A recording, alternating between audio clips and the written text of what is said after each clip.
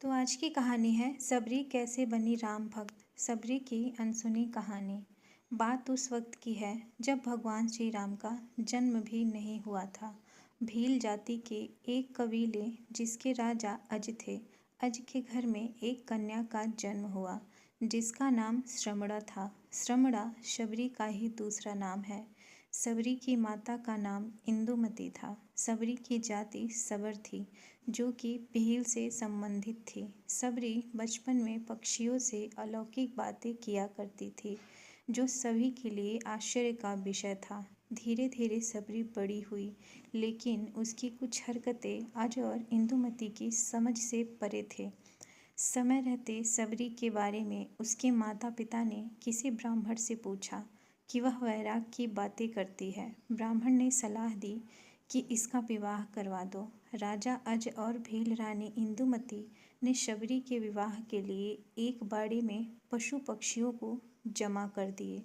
फिर जब इंदुमती शबरी के बाल बना रही थी तो सबरी ने पूछा कि माँ, हमारे बाड़े में इतने पशु पक्षी क्यों हैं? तब इंदुमती बताती है, यह तुम्हारे विवाह की दावत के लिए है। तुम्हारे विवाह के दिन इन पशु पक्षियों का विशाल भोज तैयार किया जाएगा। शबरी को यह बात कुछ ठीक नहीं लगी। मेरे विवाह के लिए इतने जीवों का बलिदान नहीं देने दूंगी। अगर विवाह के लिए इतने जीवों की बलि दी जाएगी तो मैं विवाह ही नहीं करूंगी। श्रमणा ने रात्रि में सभी पशु पक्षियों को आज़ाद कर दिया। जब श्रमणा बाड़ी के किवाड़ को खोल रही थी तो उसको किसी ने देख लिया। इस बात से सबरी डर गई। सबरी वहाँ से भाग निकली। सबरी भागते भागते ऋषिमुख पर्वत पर पहुँच गई जहाँ पर 10,000 ऋषि रहते थे।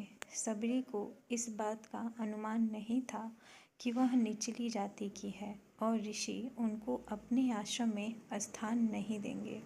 इसके बावजूद सबरी छुपते हुए कुछ दिनों तक, जब तक वह पकड़ी नहीं गई, रोज सवेरे ऋषियों के आश्रम में आने वाले पत्तों को साफ कर देती थी और हवन के लिए सूखी लकड़ियों का बंदोबस्त भी कर देती। बड़े ही भाव से शबरी संविधाओं से लकड़ियों को ऋषियों के हवन कुंड के पास रख देती थी।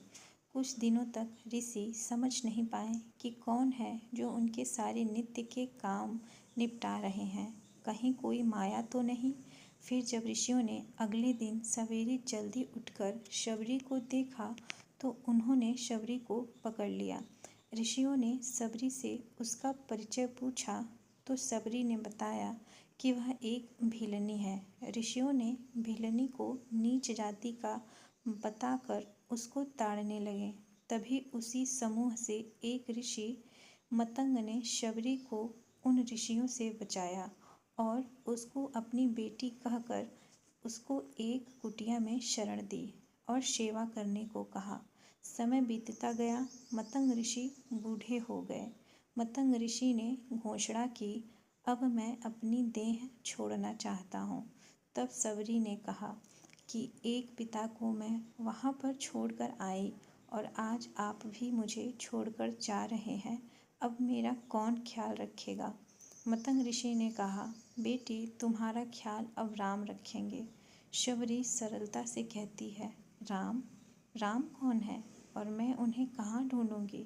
बेटी, तुम्हें उनको खोजने की ज़रूरत नहीं है। वो स्वयं तुम्हारी कुटिया पर चलकर आएंगे। शबरी ने मतंग ऋषि के इस वचन को पकड़ लिया कि राम आएंगे। सबरी रोज भगवान के लिए फूल बिछाकर रखती, उनके लिए फल तोड़कर लाती और पूरे दिन भगवान श्री राम का इंतजार करती। इंतजार करते करते सबरी बूढ़ी हो गई लेकिन अब तक राम नहीं आए। फिर एक दिन आ ही गया जब सबरी के वर्षों का इंतजार खत्म होने वाला था। सबरी ने फूल बिछाकर रखे थे।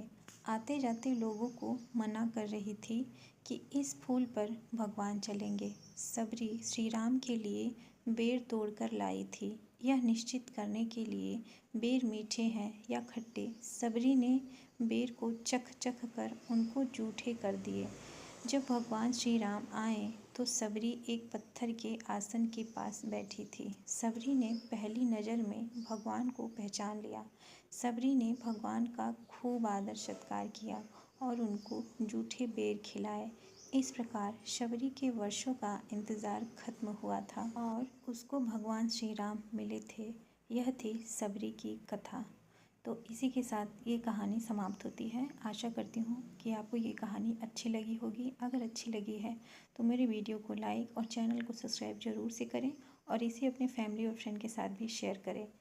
तो फिर कल मिलते हैं किसी और कहानी के साथ। तब तक के लिए नमस्कार। जय माता दी।